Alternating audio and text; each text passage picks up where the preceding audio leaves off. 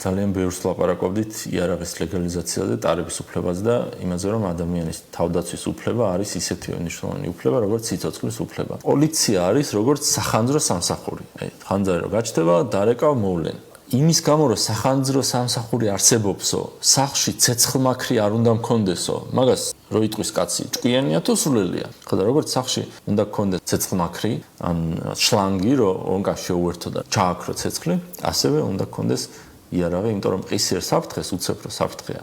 არ შველის პოლიცია. პოლიცია არის პოსტფაქტუმ, რომ მოხდა ამბავი, მე რომ მოვა და რაღაცას არ ყვევს. ვიძახდით, რომ ის ხალხი, რომელსაც ადრე ქონია იარაღი, მაგრამ შემდეგ დაკარგა იმის გამო, რომ სამსახურიდან წამოვიდა, მაგალითად ძალოვანებში მუშაობდა, აღარ მუშაობს და აღარ აქვს ტარების უფლება, იმ ხალხს მაინც დაუბრუნოთ, იმიტომ რომ ზუსტად ვიცით, ქონდათ იარაღი და ისე მორჩნენ სამსახურს, რომ ამ იარაღით არავინ არ დახოცეს. არ დათვრნენ და არ დახოცეს ერთმანეთი. ხო და აი მაგ ხალხს მაინც დაუბრუნოთ და წარმოიდგინეთ 1000-ით 1000 ადამიანს შეეხებოდა ეს და მათ ცხოვრებას გაუმჯობესებდა. მაგალითად, პირად დაცვად ვერ იწყებენ მუშაობას, იმიტომ რომ ტარების უფლება არ აქვთ.